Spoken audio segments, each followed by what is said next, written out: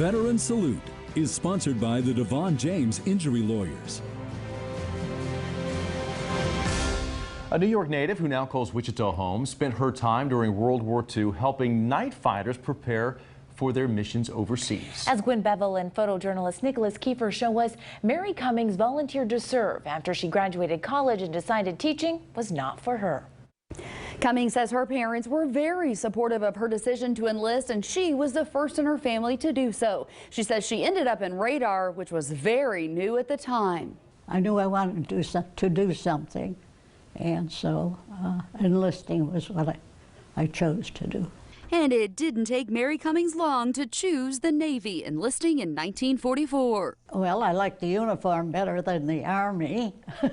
Cummings was one of the waves, or women accepted for volunteer emergency services, and says they started by learning how to be in the military. To learn how to march and get the Navy feeling. Cummings was one of 4 female officers, and their task was to help set up the Air Control Center at Vero Beach, Florida. We worked around the clock in a big facility that tracked the planes when they went out on missions. She was in charge of nearly 40 enlisted women. Those girls were dedicated too.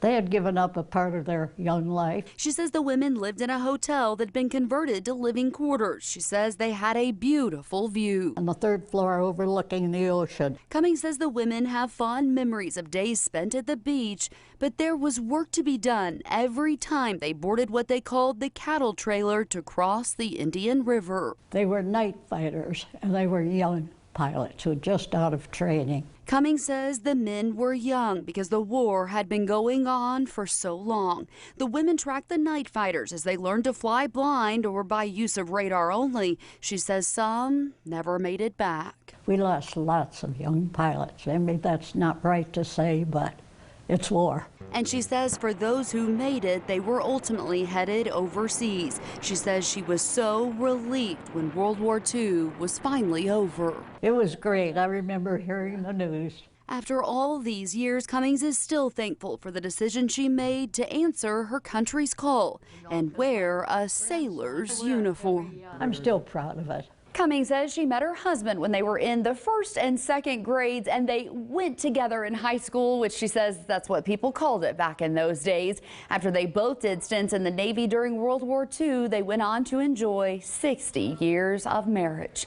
Here for you, Gwen Bevel, KSN News 3. On behalf of Devon James Injury Lawyers, we're honored to be here with this week's Veteran of the Week.